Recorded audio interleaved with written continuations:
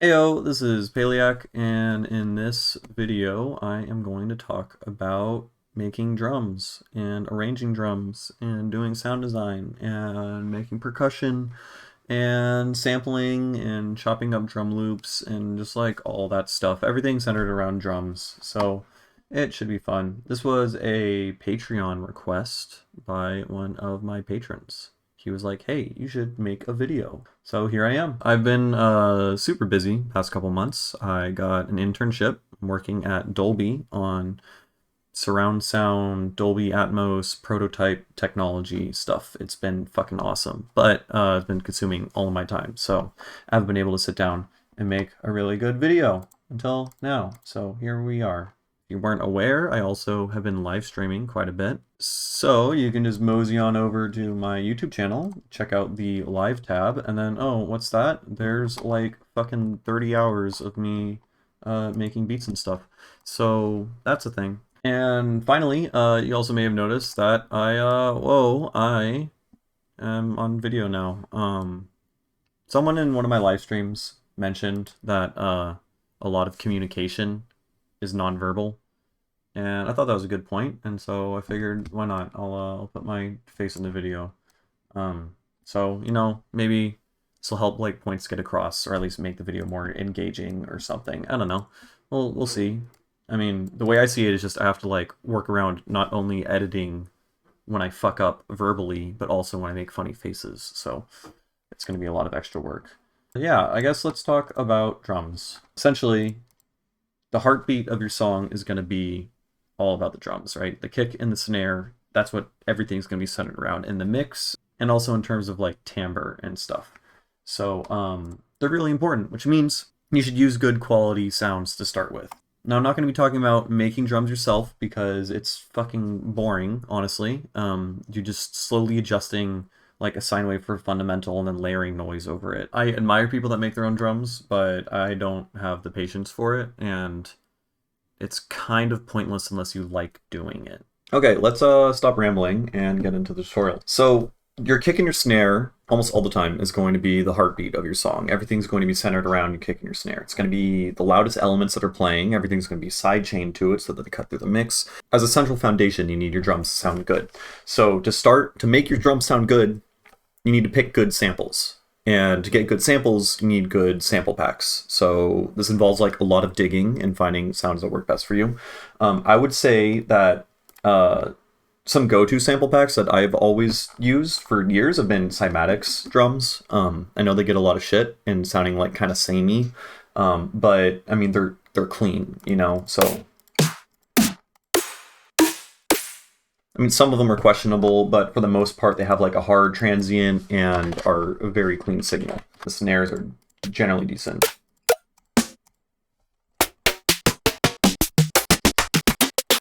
Right, they're all okay. Another sample pack that I would recommend, that is free, you don't have to pay money for, is the Glitch with Friends volumes 1, 2, and 3.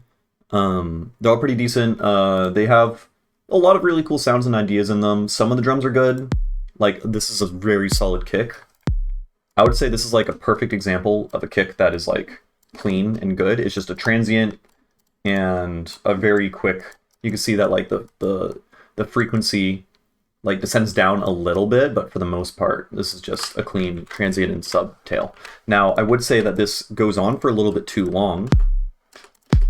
You know, the sub finally it goes to silence after about 350 milliseconds. And it doesn't need to go on for that long, especially if you're going to be layering like a sub bass with it. So you can cut it and remove it to about here. Now there's still thump in it, but it doesn't like trail out for as long. And then also, if you look at the initial transient, you can adjust with a fade, which will change like the timbre of the instrument. Just slight fades to the initial transient. So some kicks, yeah, don't use that. Don't use that. Here, like this one, I'm really not a fan of the transient. It's really like smeared here. But you can either cut some of it out and then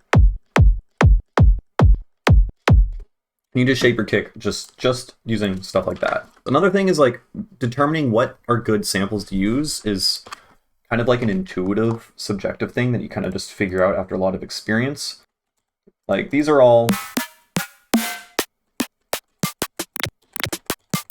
those are all fine. That's not good. That's not good. It's really like muted and the transient's just weird. That's not good either. But yeah, so let's say we have our kick. So for the snare, I'm going to get something from the Cymatics Trap Pack.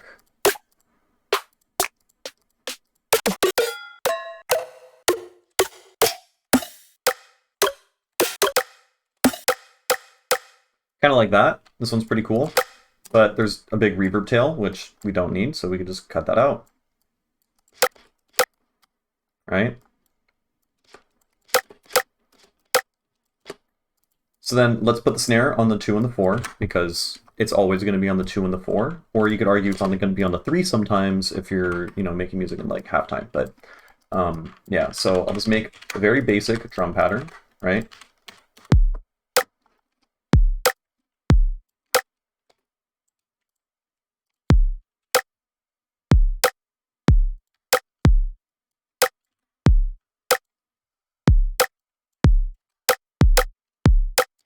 Now, something that I do often is I'll make fills with the addition of an extra snare, usually at the end of like a 4-bar loop or even an 8-bar loop, or you could even do it more frequently, every 2 bars or even every 1 bar if you want to be quirky. So like,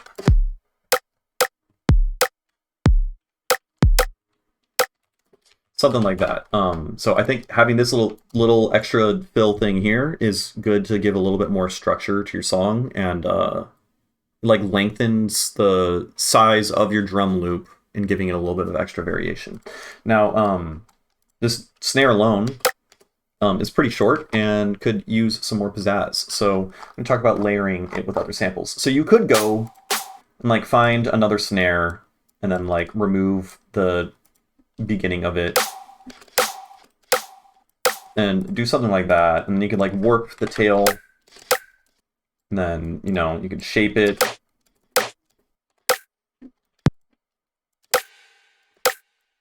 You know, you could do shit like that. Something that I like to do is use Foley. So I have a bunch of like samples of branches from, I don't know where I got this, but it's just like a bunch of samples of branches and stuff, right? And I find these can be really cool to layer and add a little bit of Foley. So like I can take this guy here and I can pan this like a little bit to the left. And then I can take this guy here and pan it to the right. And then make it so that they both fit out.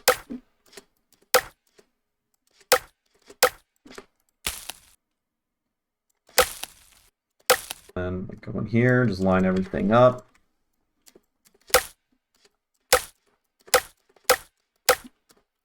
And then you have snares that sound a little bit better, right? Now, this can take a while going through manually and like lining these things up. So another cool trick that I found out is I'll take a bunch of Foley samples that I like, and I'll throw all of them into this track here, right? And then hit Command J and turn it all into one big sample, right? Now, I'm going to take a MIDI track. I'm going to throw the sample into the MIDI track and turn it into a sampler, set it on slice mode here. So this makes it so that every MIDI note I play plays a different sample instead of pitching it differently, right? Now, I can go in here, and I'm going to set this on poly instead of mono, so that if I play 2 samples at the same time, they're both playing at the same time instead of mono. And then I can go in here, and right where the snare is, I can just play a bunch of random notes, right?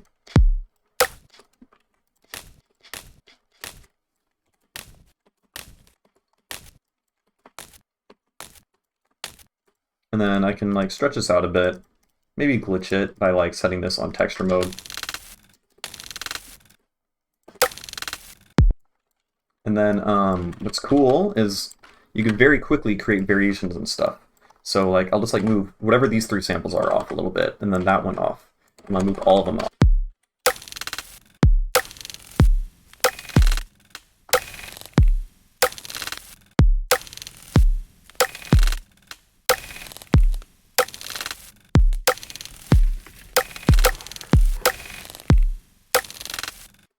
honestly, the sound of these Foley samples in the background are just kind of working.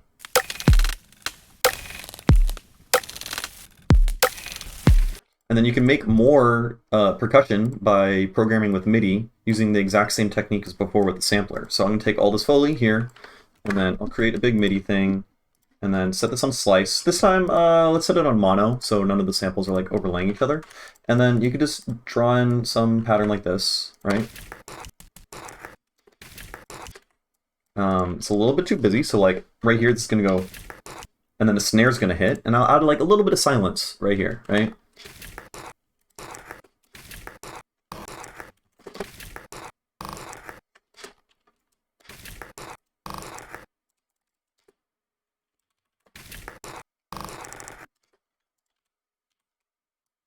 And then like over here, like I duplicate this a few times, and then like over here, let's make it a tiny bit shorter, duplicate it a few times, tiny bit shorter, and then we can create like a mini little exponential glitchy rhythm thing here. And then I can highlight all this, hit B to turn on the draw tool instead of drawing. What happens here is now you see this little velocity thing. If you hold down Control while you have the draw tool open, you can then draw lines to adjust the velocity over time. And then I can take all this, I'll duplicate it over here and then reverse it. That sounds pretty cool, I think. And then let's add, I don't know, some other samples over here.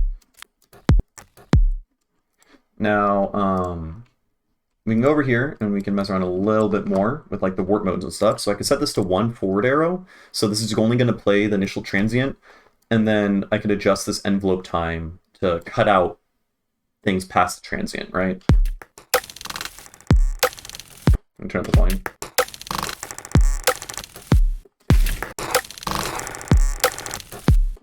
And something like that. So you can use this as like hi-hats, but like for like glitching out other sounds and stuff.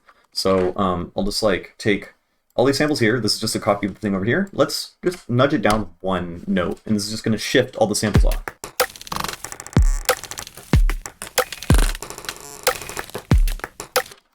And then there we go. We got kind of a sick like glitching pattern. So this would be like A, B, A. This is the same part as over here. And I'll make this one even different again. So we're not feeling too loopy.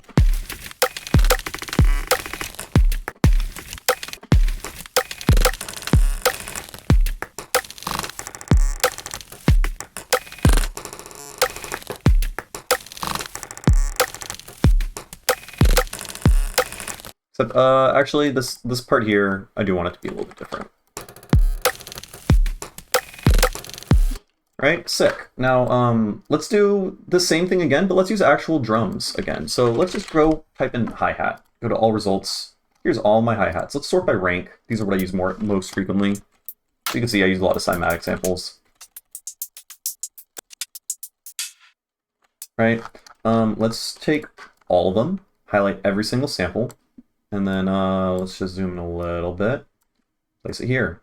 Look, all my samples. Let's get rid of that big drum loop, and then move them close together. We're just going to do the same thing. I'm going to consolidate all of them, create a MIDI track, and then something. Okay, here's an idea. So we have this MIDI thing in the sampler king doing this. What if we layer it, turn this into a group, add a new thing, create a chain, and then add the hi-hat to it, and then turn this on slice mode.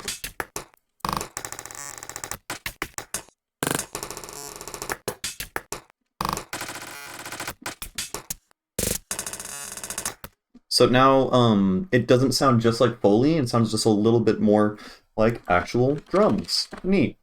Maybe we can compress it, because some of the samples are like louder than others.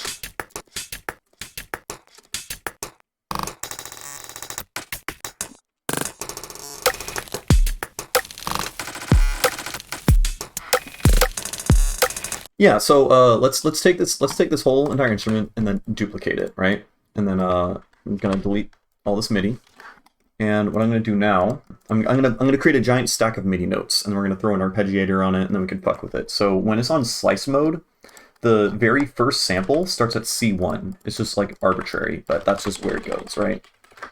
So what I'm going to do is I'm going to create a gigantic stack of notes, something like that, and then hit legato, right? And then I can add an arpeggiator. Sick. And now it's just going up, so it's just going to go through. But we can set this on random. And then we can take in from that input and then just record.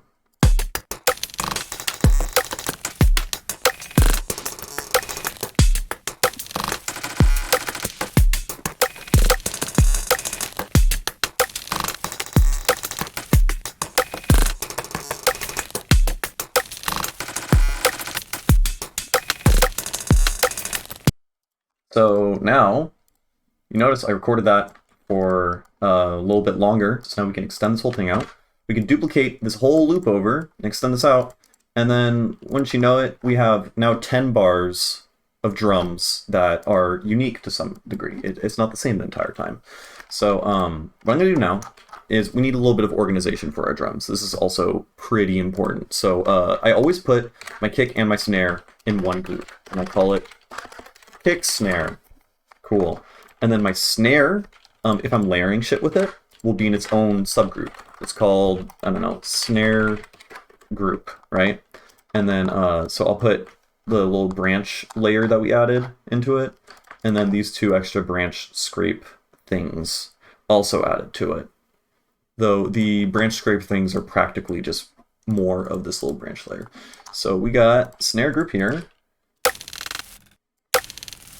Oh, actually, yeah, no, this is like more so percussion that's layered with it. So I want the snare group to be just like the main part of the snare. Also, it should sound short. So we have your kick snare just here. Cute. Now, something else that I often do, you notice the stereo image of the snare is like leaning to the right. You know, there's more information on the right side than on the left. And to create a little bit more variation, you can just add a swap on a utility, and then you can automate that to turn on and off.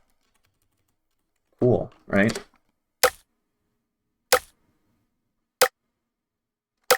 Except I don't know why that's not there.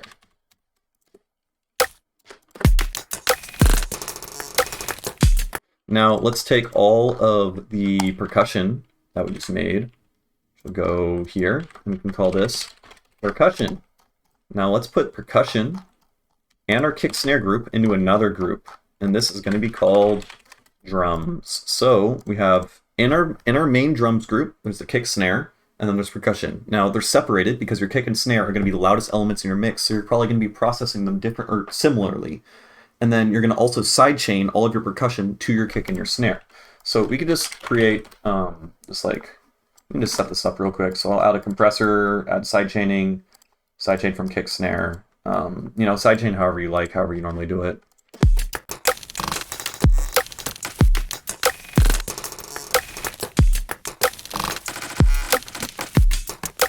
And then now there's also a lot of like low end mud and stuff like that from the Foley samples. So I'm just going to EQ that away.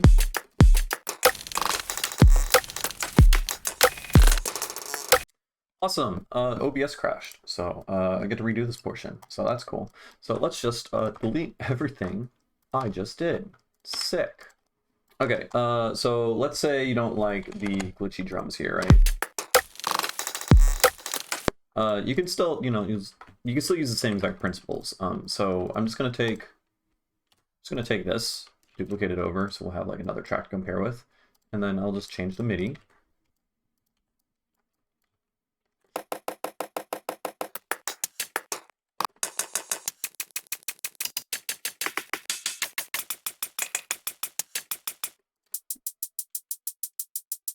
But right now I have only the hats playing. Basically, I muted the branches. And then in here, you can just go in, adjust the velocity of like every other hat. Add little rolls.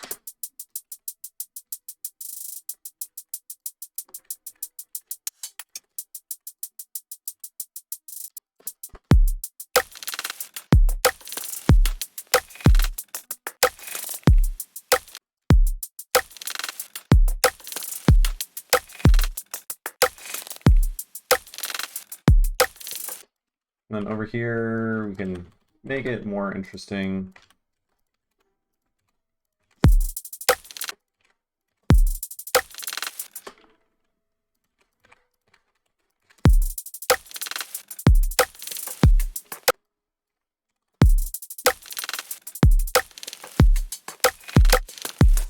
Now, drum loops are also extremely useful. I mean, for one, you can just use a drum loop and layer it with stuff. So that's cool. So I found this guy. So we can like throw it in here.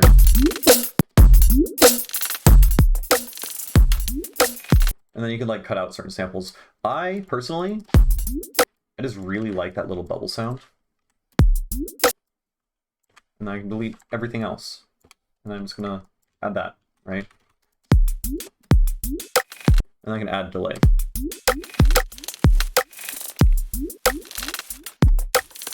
That's cool. And then since I'm already on the topic of bubbles, I found this guy.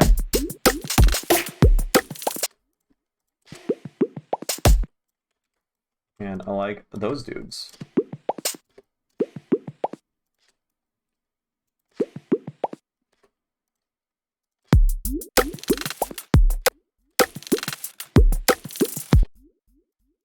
And over here we can double time it.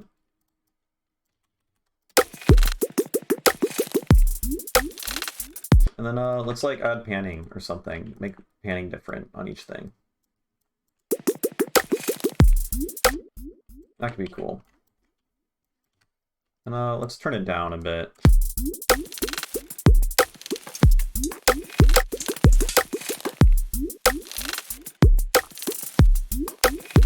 Now, this giant MIDI chord random sampler thing is also still really useful. There's some other stuff we can do with it. So let's just find like a big mud pie that I've made at some point, right? Yeah, here's like a bunch of like glitchy percussion stuff that I have.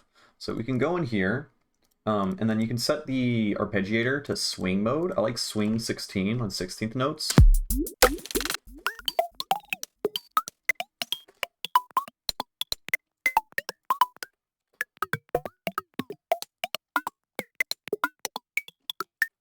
And then we can record more shit from that. You can also instead of recording to audio, you can record to MIDI. So this is actually probably better because then you could change that up afterwards, right? So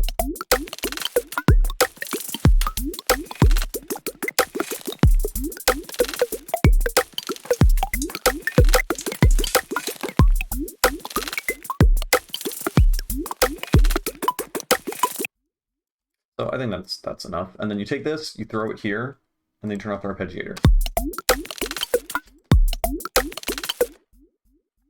And then I kind of like that. I'm thinking of like just repeating that note.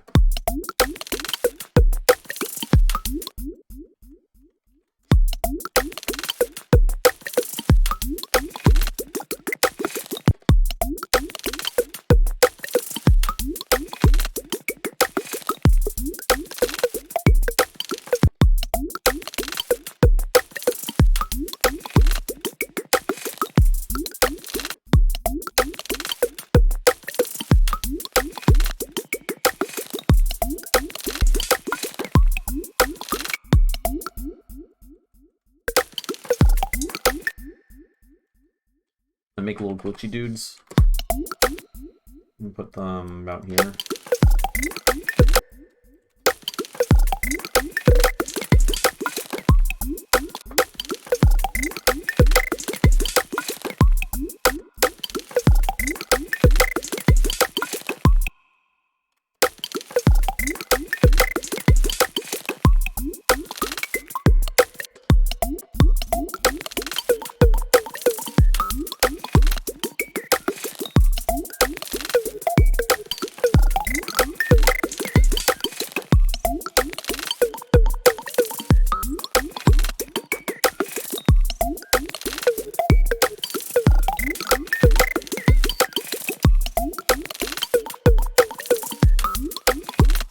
And then just for good measure, because I want to, we can add a sub bass.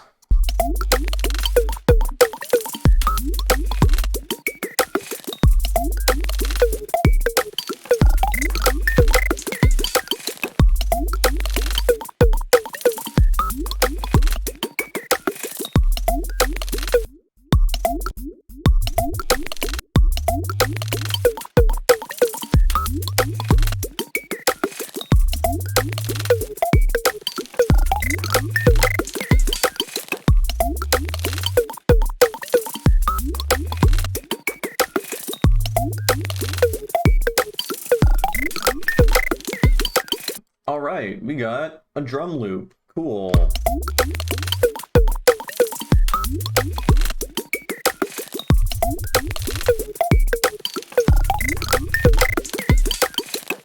Super neat. Now, this is at 93 BPM, which means you can just change the BPM and that's a totally different vibe. So like, if you're playing at 70,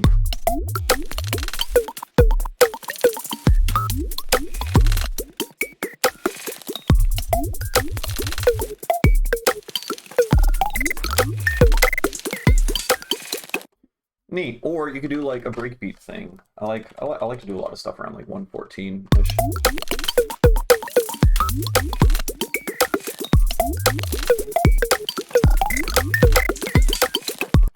So these drums sound dope at a bunch of different BPMs, and they can be useful and you can reuse them at different times. So I'd recommend you go up here, you name them something cool, and then you would go to your user library, and then I have, oh fuck, it's a mess.